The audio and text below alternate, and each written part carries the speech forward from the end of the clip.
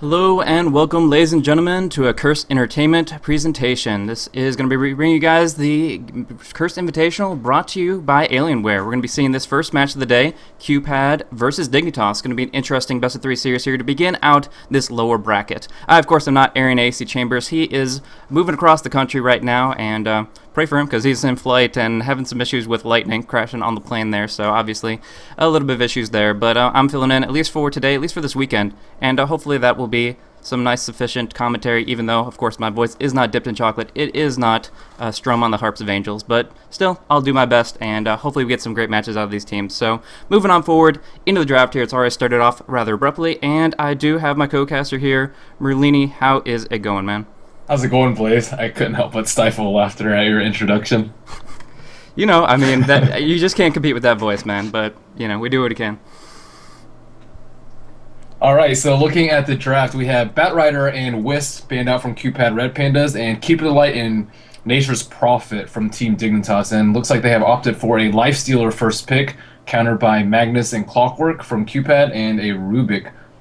So, nothing too unusual in the draft here. Really a toss-up whether you want Magnus or Lifestealer, although recently most people have been picking Lifestealer instead of Magnus. Lifestealer is difficult to manage. They do have Cog. Cogs is a very good solution. That Cog goes through Rage, and there's still Bane Elemental available in the pool. Rubik very typically picked, so you can potentially steal RP and one of the best supports in the game.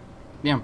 Kind of surprising that Qpad didn't pick Magnus and Rubik together so that they wouldn't have to worry about that counter, but no, it's going to go the way of Team Dignitas, and so I believe Fog will probably pick that up and has a lot of potential to get some really, really cool spell steals off. I mean, Clockwork not that great to steal from. Lashrak has a couple good spells, especially the Split Earth with no cast animation delay, but big thing, the big money steal is going to be that reverse polarity, and we'll see if the plays can be made happen. But the Clockwork is a good pick. I mean, going up against the Lifestealer, if you can kind of cage the beast, just go ahead and get him inside the cogs and either ghost or force staff yourself out, you're going to be in a good position. So they're drafting out a solid team for themselves, and I'm curious to see how to play out. Right now, Qpad doesn't really have too much reinforcing their tri-lane. They only have the Leshrak, which he, of course, has a big delay on his stun. So now Dignitas can ban out a couple of setups like the Shadow Demon, maybe the Bane, and kind of proceed from there.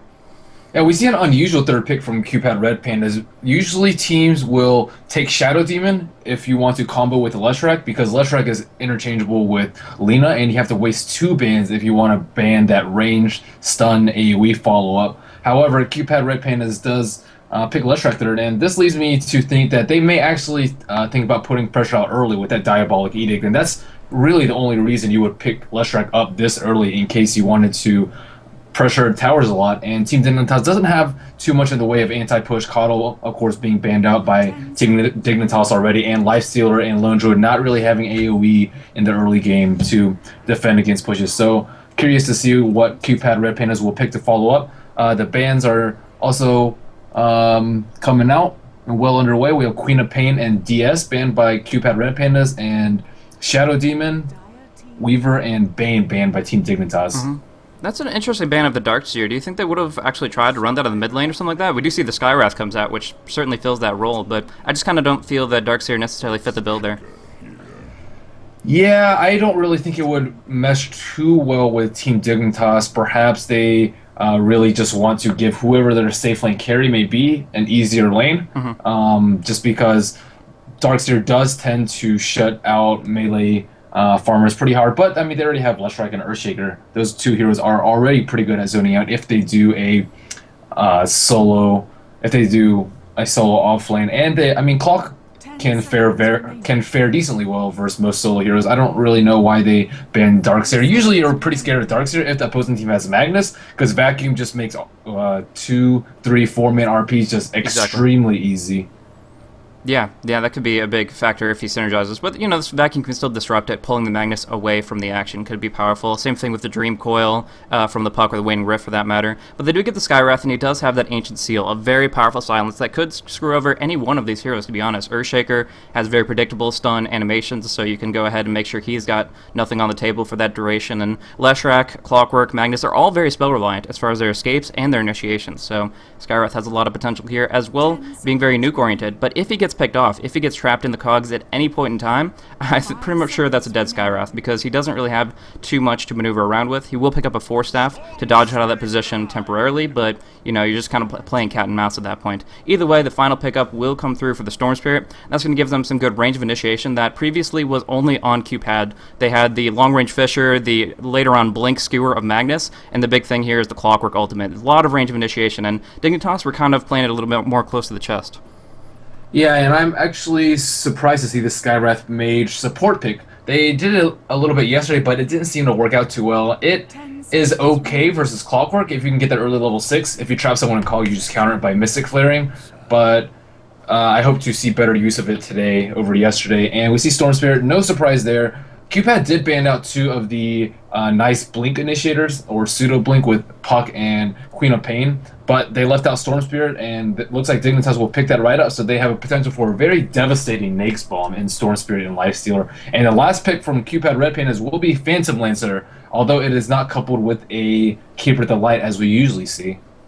Yeah, that's really, really interesting. I mean, he's still going to have the Tri-Lane. As you said, the Leshrac Earthshaker pretty well secures that, even though they're going against possibly Aoi's Lone Druid. Actually, it might be an aggressive Tri-Lane now that I look at how they've picked it up here, because Universe is playing the Lifestealer, and so we have seen some teams, like the Tier 2 teams, generally speaking, running the off-lane Lifestealer, but more often than not, you see him just playing it aggressively, and we'll see Universe reuniting with Fogged and Way 2, and possibly go for aggressive. How do you feel about Skywrath's Mage in a Tri versus Tri setting?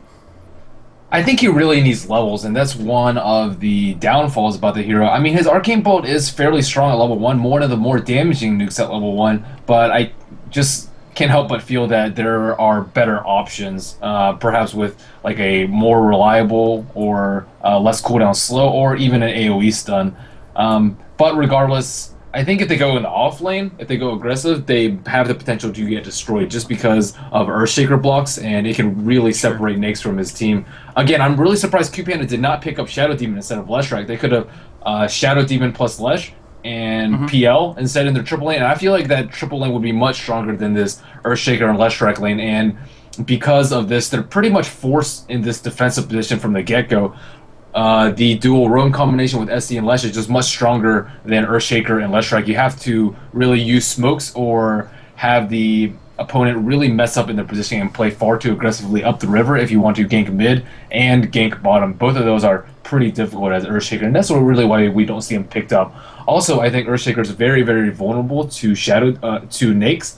He can just rage, open wounds, and just straight up kill Earthshaker. And Shadow Demon is not as squishy as that. You can self-disrupt to buy yourself a couple seconds time, and you can purge through the rage. So supports that are really easily bursted by Lifestealer are never too good in my opinion. But I hope Qpad makes good use out of this pick. So to start things off, I guess we'll go ahead and go through the rosters. Right now we do see Lifestealer picked up by Universe, heading up towards that top lane. Stout Shield intact, so it looks like he really wants to start fighting. We're going to have Fogged on the Rubik, then we do have Way Too Sexy on the Skywrath Mage. In the mid is going to be Snake King on the Storm Spirit, and then going safe lane solo is going to be Aoi 2000, setting up nicely to win that solo lane. And on the other side of the river, we have the Captain Sing on Phantom Lancer, part of the triple lane on top. We have Mini on the Earthshaker, JRX on the Leshrac as the rest of the triple lane. We have solo mid Magnus select on that, and we see Wagamama on the solo off lane Clockwork.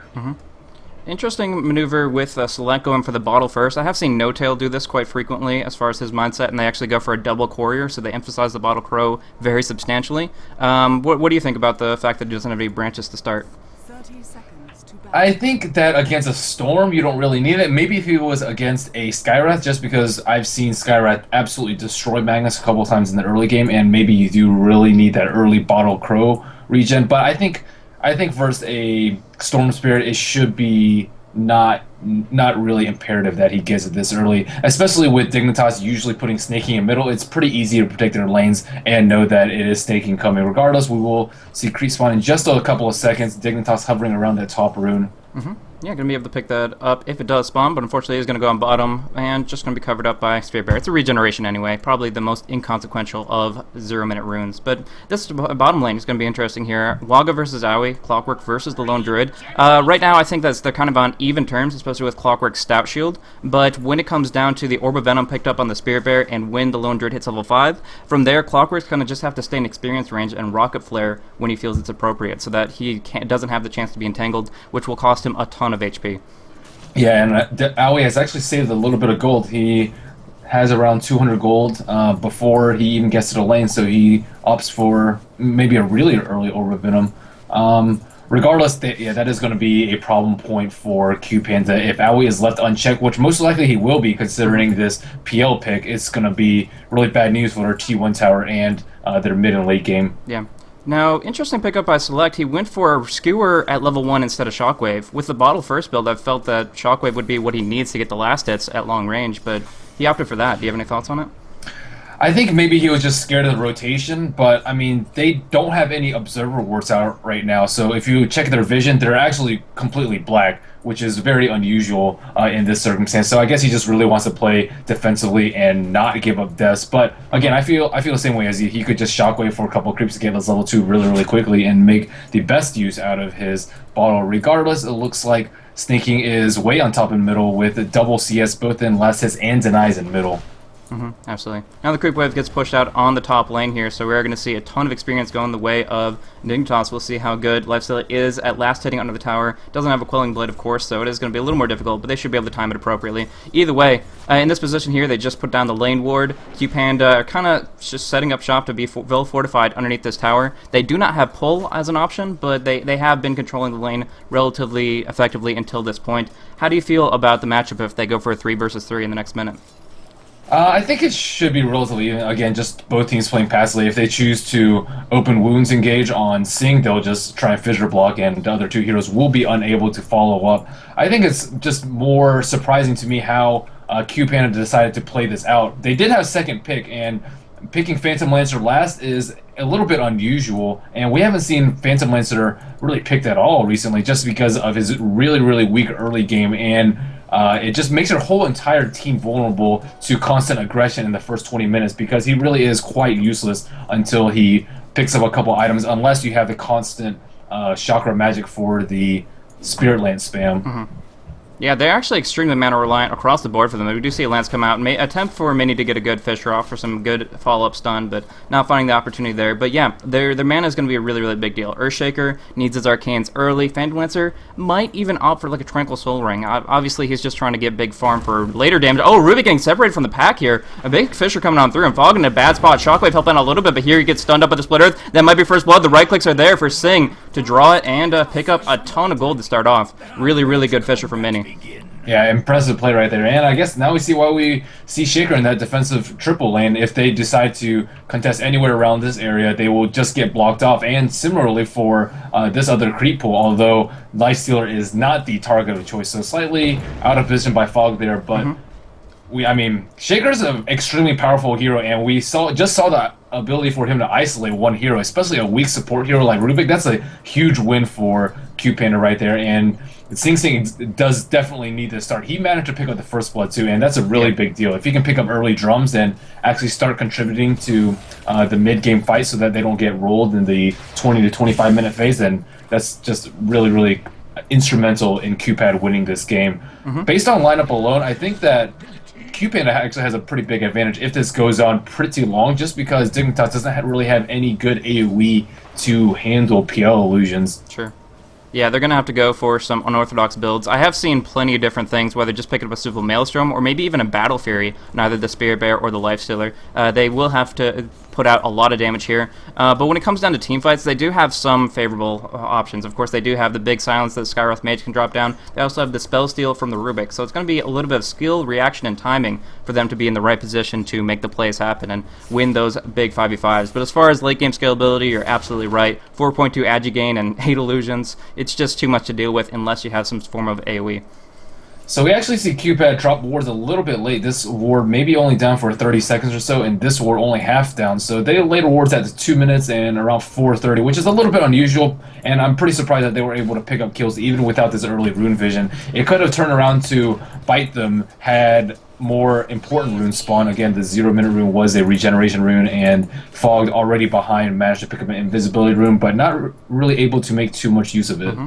I was going to have to watch himself. He's actually switching over to his ulti form again, but he took a huge hit on his HP when he lost his bear to the Clockwork, so that's 100 gold for Clockwork Goblin, and of course that does mean that he is going to be kind of hiding behind his tower, or at least pretty close to it, to make sure that he's in a good position. Bear's full HP, but he's just not doing too hot himself.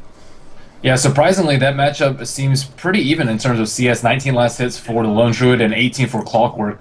Meanwhile, in middle, looks like Snaking is pretty much manhandling Select as Magnus. Only 21 CS for Magnus. Fisher drops on top lane. There's the Lance. He does rage on out of the Split Earth. Going in. Open wounds. Just a lifesteal up. Trying to stay alive. Has the magic stick. Might try to go on through the trees. He should be able to survive the lightning. Almost enough damage. 20 HP. 6 HP. Can they close the distance? Popping off the south. It looks like he's actually out of here. They're going to go for another Fisher. Get the Lance. Get the Fisher. Locking him in. And there's going to be the kill. Sing Sing locking in. There is going to be Select versus Snaking. It looks like the haste rune was picked up on Magnus, so he can pursue to no end. And with Snaking low on mana, might commit the RP. Cancels it out to bait the ball lightning. And there's that RP, locking him in place. The shockwave, the right clicks should be able to finish it here. Nice magic wand usage though, and he's still alive. Select on the run, concussed up, taking a lot of hits, and behind enemy lines for the moment. Storm Spirit is barely able to get on out. Select wants blood. He still has that haste rune, still on the run, but it looks like he's not going to get the opportunity with Snaking maneuvering onto the east. Good movement from both teams, but of course another kill going the way of Qpandas.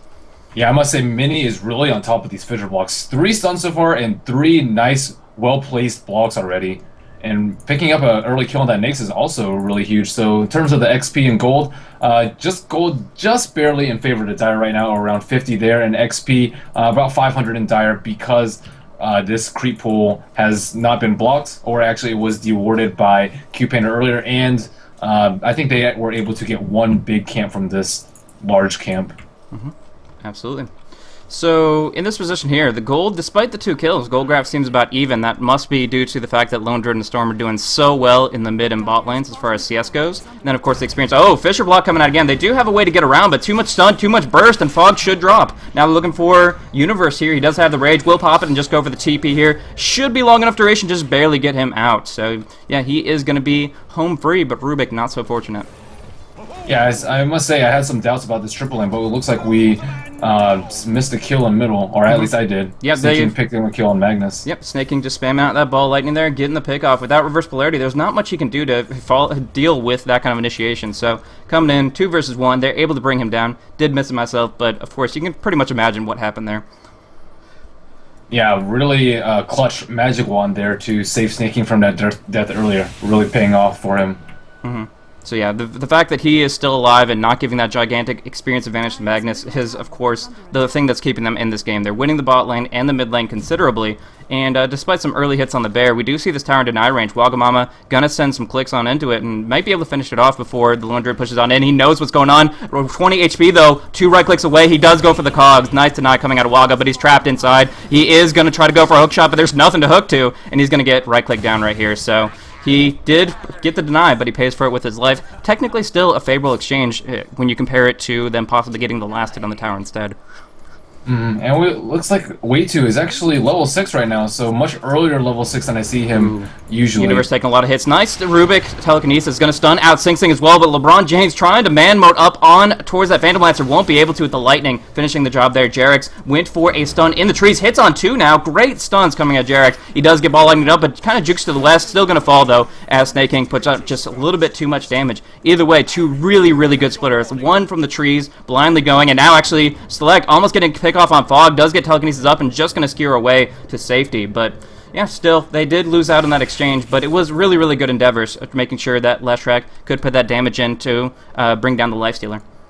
And shutting out this Lifestealer is really important for Qpanda, and Lifestealer is very, very poor at this point. This is very unusual. We usually see Lifestealer just dominate in his lane regardless of a triple or a solo lane, and he doesn't even have the typical phase boost that we see. So 9.5 minutes in, just Bracer, Magic Stick, and just very cheap items all around. Meanwhile, we see Snaking and Owie both on top of the net worth charts right now, both sitting around 3,500, followed very shortly behind by Phantom Lancer.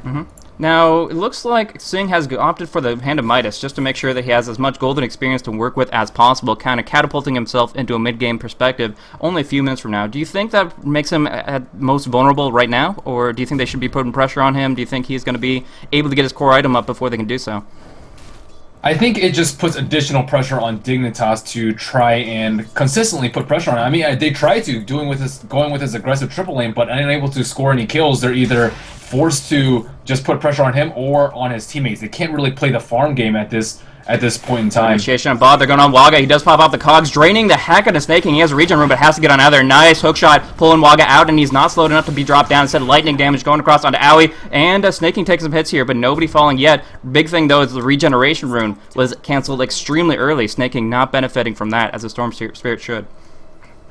Yeah, and I think with his early Midas, as well as a Empower buff from Select, if he levels it up a little bit, is just going to be really bad for Dignitas. They already got off to the wrong start. Seeing is 3-0-1 right now, and if you lose the early game with PL, more likely than not, you're going to lose the late game. So again, the pressure on them to try and kill a little bit is mostly on Storm. I think he's their best initiator, just because Lone Druid's job is pretty much just to keep pushing and farming up a little bit, but again, if it gets a little bit later, it's just going to be a lot of problems. No AoE, and if he goes the usual armlet build, that means a delayed Maelstrom, and again, not enough AoE to handle these juxtapose. Yeah. It looks like he might be going for maybe a drum phase build for a little bit, and then could transition into something with AoE, a little bit of cleave like the Maelstrom or the Battle Fury, and see some potential there. That's kind of what I would expect from the Chinese scene, and of course that's been adopted gradually over to the Western scene as well. Now, I'm curious to see how this Skywrath Mage plays into it. Of course, he didn't make enough of an impact on the laning phase, so obviously his strength must be in this mid-game here. His Mystic Flare doing so much damage towards targets that are defensively cogged and things like that can be a big factor. How do you think that they're going to be able to set up Way Too Sexy to dish out his damage? I mean, usually you can get a silence out on the Magnus, and that will pretty much just straight up win a team fight right there if you can get a silence on him and kill him in that 6 seconds, which is a very large window.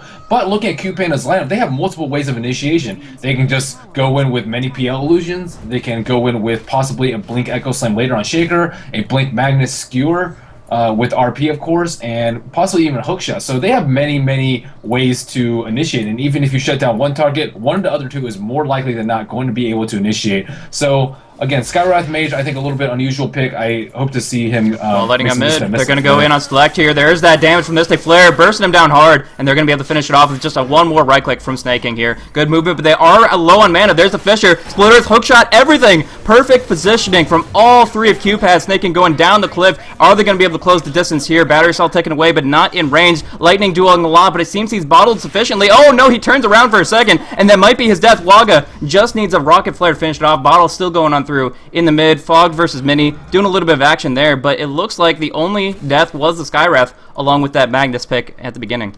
Yeah, I thought Snaking was dead for sure there. A little bit of hesitation by the Clockwork. Snaking lost a little bit of distance. I think he could have chased him with Battery Assault, and if not, just Rocket Flare, and then follow that up with a level 3 Lightning Storm from Leshrac. He would have been dead. Regardless, Snaking will escape from there, and looks like only 1-for-1 for both teams. Although Magnus's Blink is going to be quite delayed. 13 minutes in, he has Arcane Boots bottle and 500 gold, so still quite a bit of ways from that.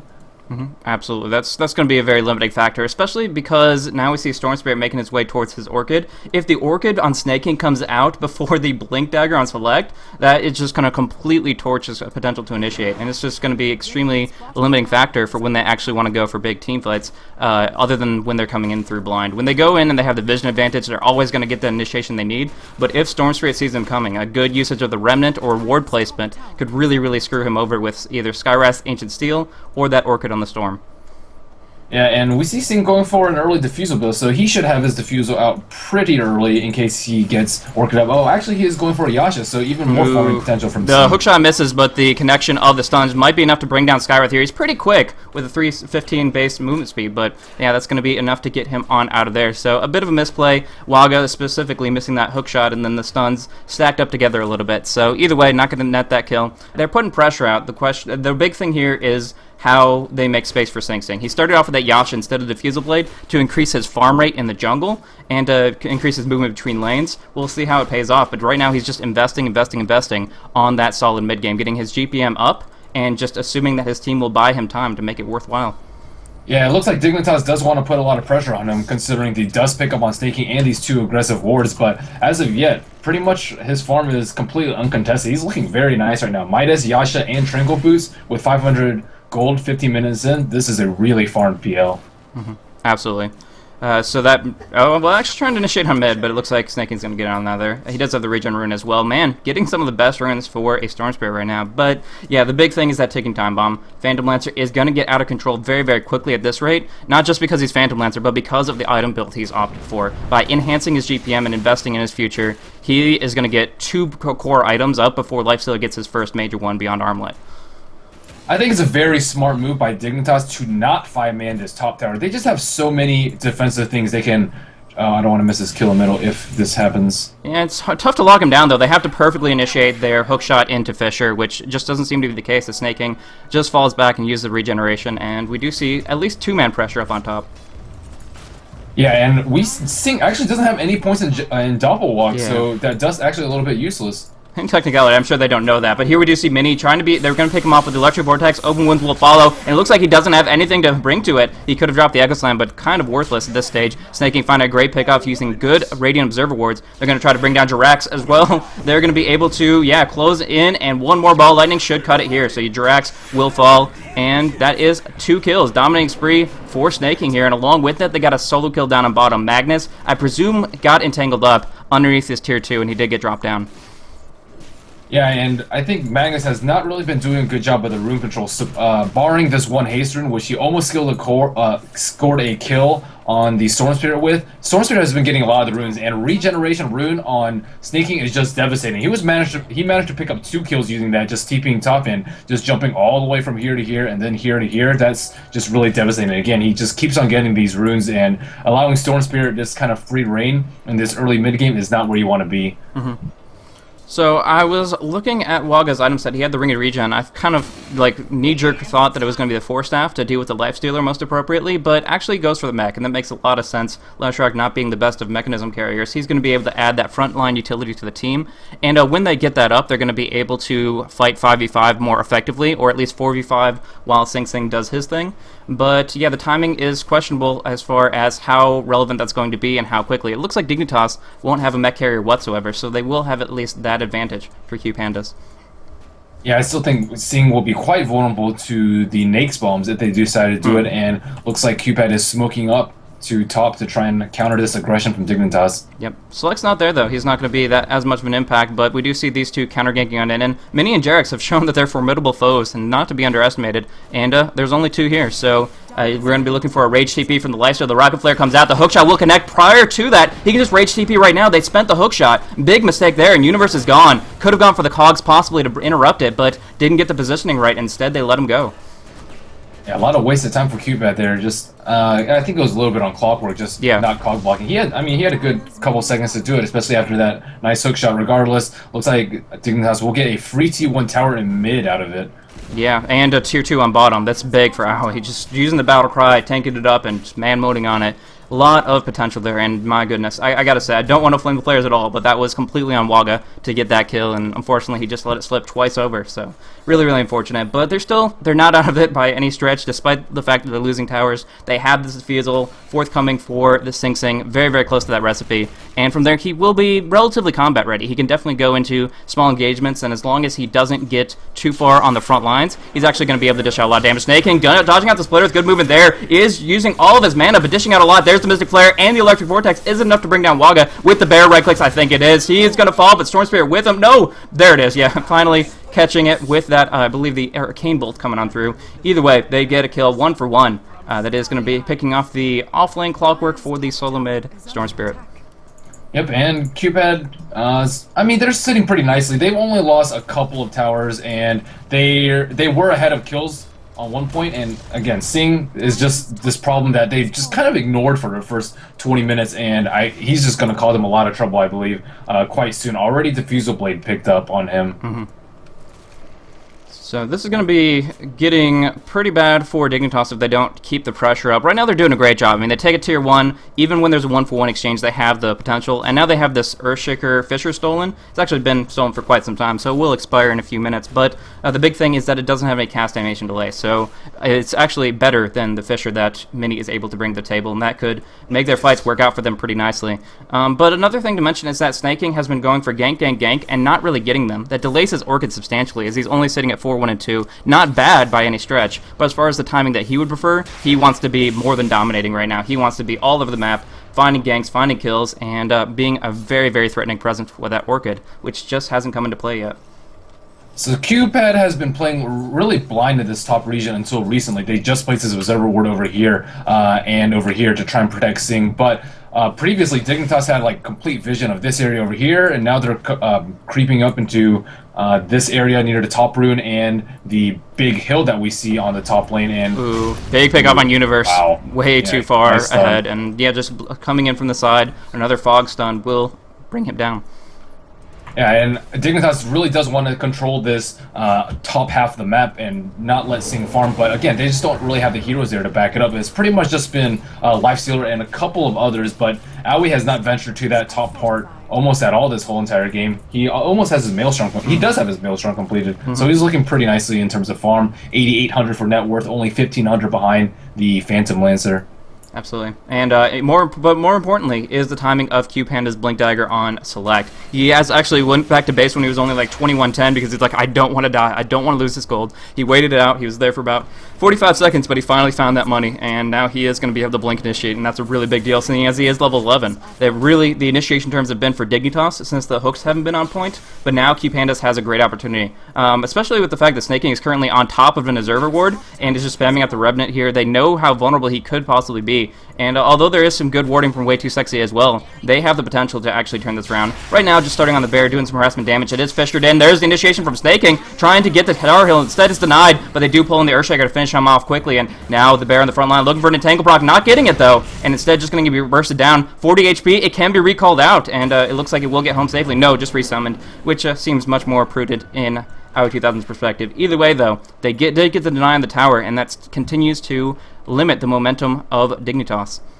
I think it was really smart for Qpanda to stand on the left side. They were pretty much blind in, or actually no, they had Observer War. I thought that Observer War was for Dignitas, but regardless, they managed to escape with minimal casualties. Again, Sing really hasn't been showing up for these fights. Snaking picking up another Invis room as well as a regen.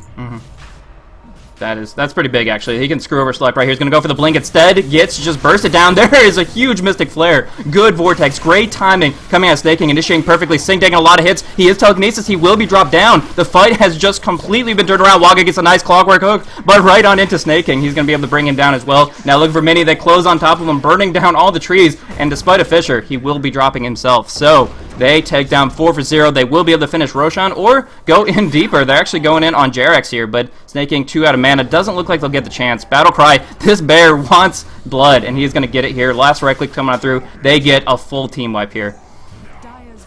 Oh, 5-0 for them. That's a huge fight. It looks like they're just continuing to pressure this T3 instead of going for Roshan. Roshan's still sitting around 4,000 HP, but, I mean, Sing's down for another 20 seconds. He does have buyback, but looks like it's just going to be a free racks for them. Exactly. Full free racks. If they're going to take the melee and fall back here, they do have to worry about the reverse polarity, but until Sing and Last Track are up, it's not as big of a threat. So they're going to fall back here. Might lose the bear, but the fact that they were able to turn that full team wipe into a racks really, really cements an advantage for Dignitas. It's going to be harder and harder for Qpanda to come back as the momentum of the lanes and just the general gold flow is going to be going the way of Dignitas. However, it does mean that they have to leave Roche to just continue to regenerate. They know that the initiation potential of Magnus is too great, and they're not going to risk it here. Yeah, speaking of Magnus, I haven't felt his impact at all this game. Correct me if I'm wrong, but I've only seen him RP one person total, and that was Snaking with that haste. Yeah. And I haven't been watching him too much, but he's sitting at 0-4-0 and no RPs as of yet. And if he sets that up into like an Earthshaker Echo Slam, they can definitely take his team fight.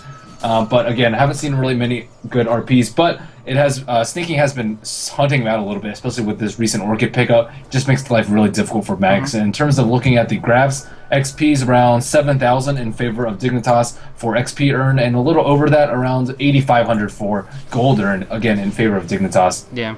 I kind of feel like the Magnus's reverse polarity is more a psychological limitation for Dignitas than an actual combat-worthy one. Right now, like you said, the only RP that committed wasn't able to even get a kill solo, but they are worried about things like engaging on Roshan and taking fights all grouped together. So it's forced them to take unfavorable positioning as far as spreading out, and along with that, they have drafted against it rather excessively, going for the Rubik, the Skywrath, and the Stormspear, which all lend different mechanics to limit that Magnus. So in this stage, I kind of feel that, yes, he hasn't made much of a presence on the game physically and actively, but that passive aspect of him still having that threat is something that they've been keeping in mind and has changed how they have had to responsively play. Yep, they do have a really great turtling lineup, I must say.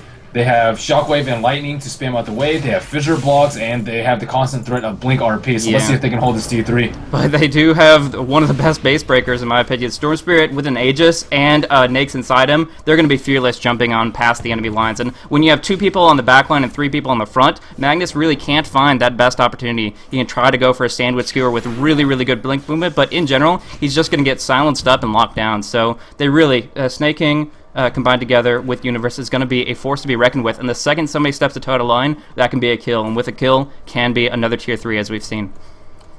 I feel like this somewhat goes back to the Darkseer ban. We saw them ban Queen of Pain. Oh, going on in. Select is going to be picked off here. Big damage coming out. It's enough to finish him with the Mystic Flare Pop. Earthshaker stunned up. There is a Fissure from Fog, locking him in place. Really, really great movement here, and even Wog in a bad spot. LeBron taking a lot of damage, but he has that armlet. Can he toggle out of this? No, taking too many hits, getting stunned out. He will be dropped in turn. Magnus committing the buyback, trying to get back on into this. Fog without a Force Staff will unfortunately fall, but they did force it out the buyback. They did get a couple of key kills.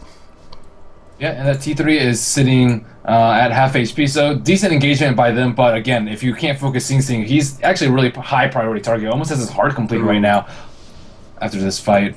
Yeah, that's going to be dangerous. That with all that HP and the illusions, the Maelstrom isn't going to mean squat against trying to burn them down. And like you said before, they don't have much AoE. The Skywrath has pretty much no AoE, Concussive Shot being like the only one, and that's inadvertently. So really, they don't have much to lock him down. They might be able to steal an Echo Slam, which would be incredible, but beyond that, they don't have much to deal with these illusions. And looks like, I think Skywrath's Concussive Shot actually bypasses illusion, so maybe they can use that to try and find out the real PL, but it looks like Qpad will go on the aggressive with his smoke. Yeah, they're going to try to find opportunities. 2 smokes, or sorry, the Invis Rune popped up, actually snaking, walking over top the Sentry Ward. Could be bad for him here, and they're going to force Sing Sing's double walk, but here's the initiation coming in. Wagga does get tangled up, but there's that RP, locking him down. The hammer drops, they get the Storm Spirit drop, dropping down the Echo Slam as well. They just completely obliterate them, burning some mana, but I think Snaking should get out with his second life, so popping off the Aegis, bringing down the Lone Druid. Bear Summon will be available on respawn, but still setting them back quite a bit. Going in, though, Universe is fearless here. Almost just going man mode against the entire team. There is the Mystic Flare, a lot of damage coming at Earthshaker. They know the reverse player is on cooldown, but with the Split Earth connecting, they should lose a number of heroes. Jumping on in, Snaking's back in this. He had that big Infest going across, bursting down on Wagga. We do see Rubik fallen, though. They do pick off the Clockwork, but now Snaking is out of mana and out of life. He will be just right-click down and no hope at all for him. Looks like Universe might be okay. He does have that Rage TP, gonna use it here, and he will survive, but a triple kill for Sing Sing gives them so much right here. Now 15,000 net worth. The Phantom Lancer has his Heart of Tarrasque and is gonna be out of this world in the push.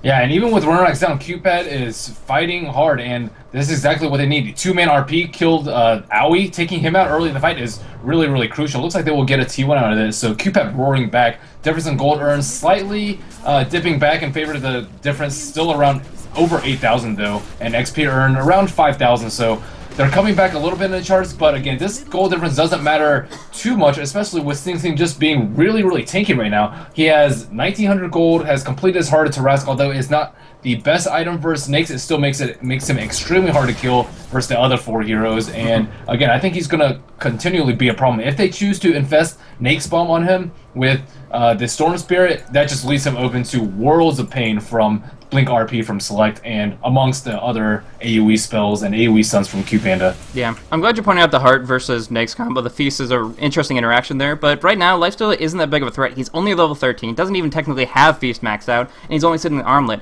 Maybe once he gets a Desolator, that will be very, very dangerous for the Phantom Lancer, taking a lot of HP swipes every single auto attack from that Lifestealer, but for right now, he is feeling relatively confident in himself. He just has to worry about those big 2 to 3 man ganks with the Storm Spirit initiation, which is something that he would be playing against no matter what team composition Dignitas had. Yeah, and Qpad, like, as long as they're 5 and defending in a relatively decent position, for example, not over here going up the hill against Dignitas near their secret shot, I think they can hold these pushes pretty well. Even with this racks down, Dignitas does have the option to kind of sneak around and enter through that way, so they can spread out and not leave themselves vulnerable to fissure blocks or RP. Or cog blocks even, but still, I think it's still going to be pretty difficult for them to push up this T3. They don't have an Aegis. It's still 5 minutes until Roshan respawns, and Phantom Laser just keeps getting fatter and fatter. Yeah, I'm a little worried about Waga on the Clockwork. When you see a Clockwork in competitive play get a solo lane, even against a lone Druid 1v1, he's going to be able to get good levels early. He's going to have a lot of natural agility gain that was buffed up recently to deal with, and of course he has a great skill set. But Waga right now, he's been using it to some effect, but not really having the presence that you would see from other Clockwork players. So right now he's opting for a build where he has the Arcanes, the Mechanism, and it looks like he might be going for a Blade Mail. And with that, yes, you can try to turn some damage around, maybe good against the Skywrath Mage, for example, but if you're doing your job, which is to trap in this Lifestealer, he's not going to care whether you have that Blade Mail active or not, and it looks like right now Waga is going to be kind of less of a factor in these team fights longer and longer, which puts more on the shoulders of Sing Sing. Yeah, and they're just... I mean, Dignitas has complete control of the map right now. Qpad can't really fight anywhere. They couldn't even defend that last T2 tower. So again, they've been in this passive position for quite some time. First 20 minutes just because Sing Sing was AFK farming on top, and this most recent 10 just because they've fallen behind, especially after that first Roshan engagement prior to that T3 and the melee racks being taken down on the right side. Yeah, so in this position, who do you favor in this scenario? I know Sing Sing's bouncing back, and we have pretty much guaranteed that he has the most potential late game, but of course there is a possibility of either an AC or a Mjolnir being built up on the Lone Druid pretty quickly, and right now Dignitas have been doing extremely well in the team fights. So who do you think has the best potential to take this game away? I think if Dignitas can make use of this next Roshan and take out another Rax with it, I think that's pretty much going to seal the deal for Qpad. However, if Qpad can turtle and they have like almost the perfect lineup to doing so, minus the Keeper of the Light, I think they can hold out even longer and just ride out PL. But again, they have to try and defend against this like AC plus Roshan Aegis push that will be coming pretty soon. Mm-hmm. Threatening from all sides is really what Dignitas is trying to accomplish right now. The split push of the Phantom Lancer is doing a little bit with the bot lane, but as far as mid and top goes, they're always forcing them in, and although the turtle lineup will be able to deal with it, it's not exactly where they want to be. And we do see that Mjolnir actually picked up on the Spirit Bear here. He actually, I think, bounces it over to his main hero who has the mana available to actually use the buff on the bear and then swing in it right back. Either way, the Spirit Bears happen to be on the front lines here, taking damage, dishing it out. Either way, lightning everywhere. And that's going to screw over Sing Sing just a little bit as far as his illusions go.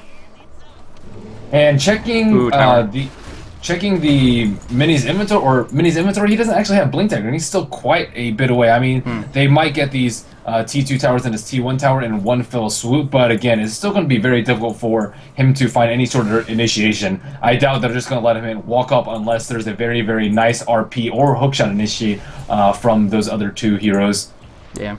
But I think right now, Dignitas is gearing up to go for just breaking on into the base, picking somebody off really quickly, because they do have this Black King bar up on the Storm Spirit. Now they can go on in with the Nakes invested inside, and as soon as they jump in, that's two heroes that are immune to magic for at least 6 seconds, and they can just do so much damage so very quickly. So if you can keep Fogged in a good position away from them, he can be ready to steal the RP, even from the low ground, and then blink on in with it. And so what they want to do, as far as how their team fight's going to break down, is jump in and put out a lot of pressure as soon as they find an opening with Snake King and with Universe, and then kind of follow up from there. This bear's actually blocked in, and it will solo take out that T3 tower. Big damage coming out. Fog will be able to lift up on Mini, doing a lot of damage here. Steals up just a Enchant Totem, actually, so not getting much out of that. But either way, the Earthshaker falls, and that's what they were looking for there. As far as the Spirit Bear goes, though, he did have to resummon it here, so Aoi's is on cooldown, but they get to tier 3. They've already kind of equaled out how the high ground's working out for them, and they're already putting damage on this top tower as well. Battle cry up 2 seconds, that's going to put in tons of damage. You got to be in range, Aoi, to get the right clicks, but now he is, and has been able to take off some free HP from the tower. Actually, half of that tower's HP completely gone just because of an arbitrary decision. Not an arbitrary one, I mean, very intentional, but knowing that he couldn't be fissured in, Aoi takes a great window to bring down a lot of damage on that tower.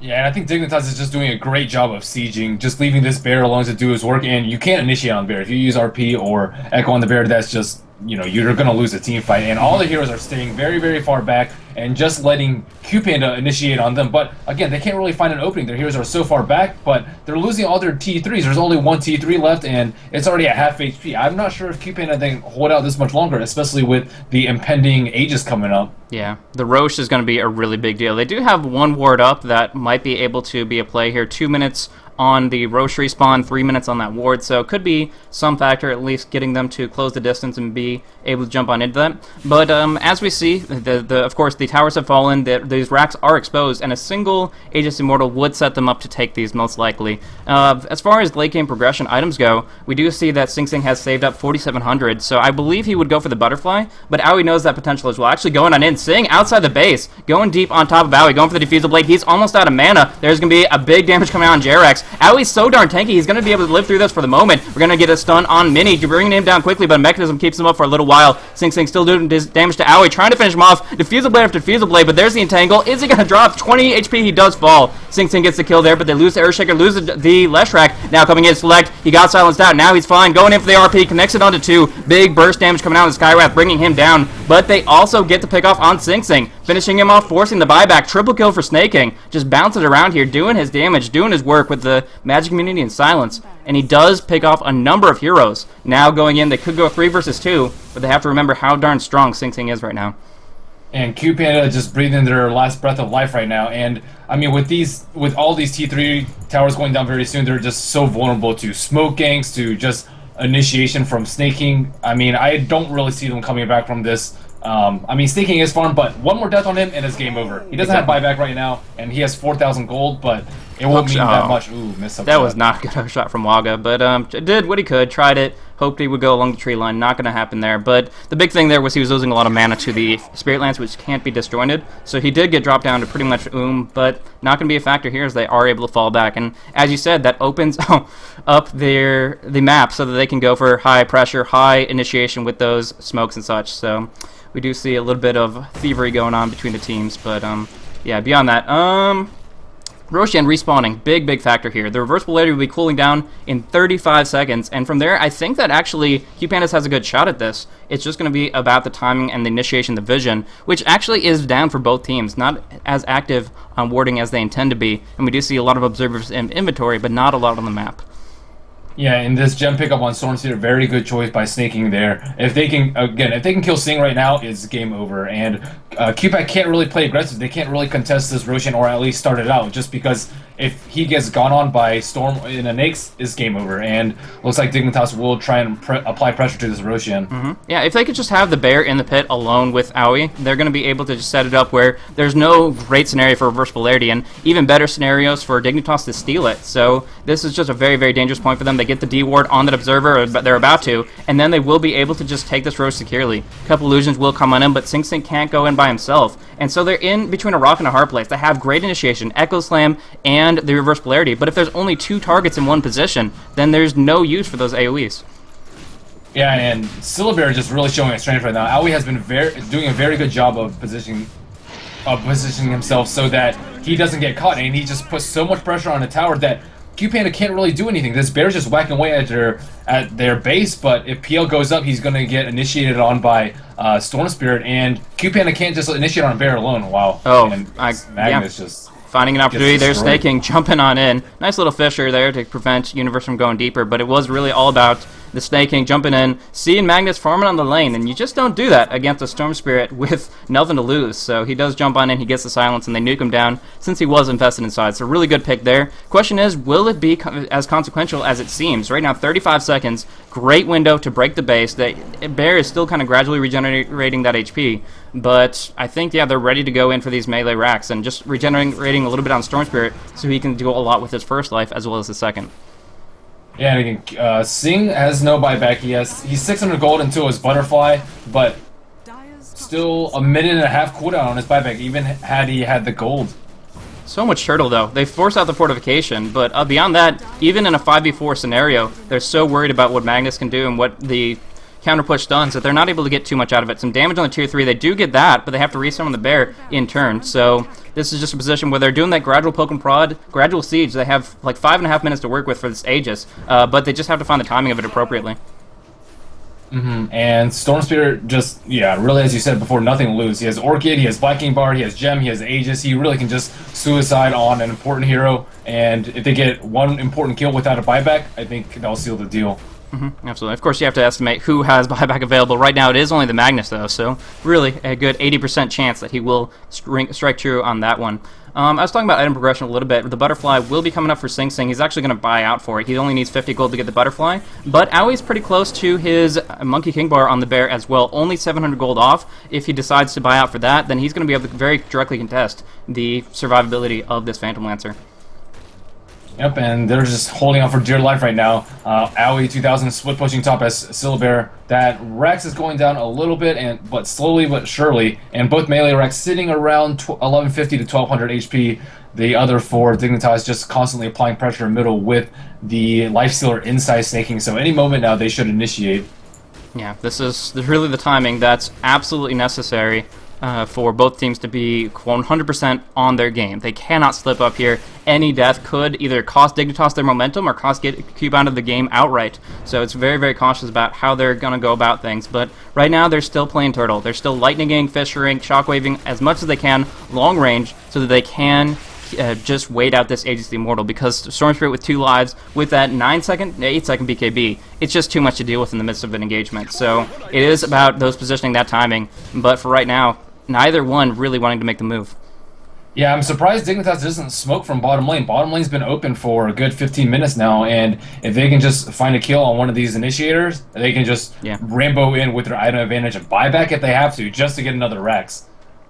Exactly. Would be a great flanking opportunity. I completely agree with you there. Maybe use Aoi as a distraction to stay on the top of things, but it looks like they want to wait for an item. They want to wait for Monkey King Bar so that they can guarantee Sing's death, because that was the key thing on the team fight on top lane, with Sing Sing extended so far out to try to bring down the Silly Bear that they were able to just finish it off with a couple of defusals, but then Sing Sing himself got dropped down. And right now, with his multi-core lineup of Dignitas, dropping down the Phantom Lancer compared to the Lone Druid, it's not as effective enough. Shiva's going in, there's the ball lighting, there's initiation, Slug taking a lot of damage, but let's get this hero out. Will survive at least for the moment, but no, Snake King finishes it off here, popped out his BKB, there's a big right click coming down on Waga, it looks like Mini will fall as well. Lots of stuns, lots of Echo Slams, but not enough to finish him off. We do see the RP with the buyback of the Magnus dropping down Snake King. His only the Aegis drop down though, and it looks like Earthshaker has fallen as well. Sing Sing out of mana, not any illusions to work with either, so they've taken the racks, they've taken every single racks for that matter, and they have gotten Mega Creeps. So at this stage, you gotta just about call it. Empower and Sing Sing's good, but I don't think they can handle it from this position.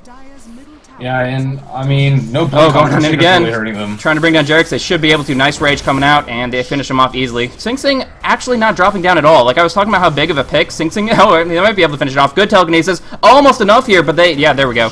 Nice and fast long range to finish the job. But yeah, I was thinking the Phantom Lancer would be much more consequential as far as picking him off so they could take the racks, but the problem was he was hesitating from all these different angles, and so he wasn't able to even commit his full HP bar because there was no fight for them to commit to. And in that sense, that's where Dignitas' lineup was at its strongest, when there were small engagements, small skirmishes, the Lifestealer Storm Spirit together, the Lone Druid just pushing out the towers, maybe a cool pick-off with the Skywrath lending a long-range ultimate with the Storm Spirit. So those little things kept on happening. The big 5v5 clashes rarely did, and when they did, Magnus didn't become the big player. He didn't drop the hammer on more than 2 heroes in this entire game, and that certainly limits them as far as their potential to fight it out.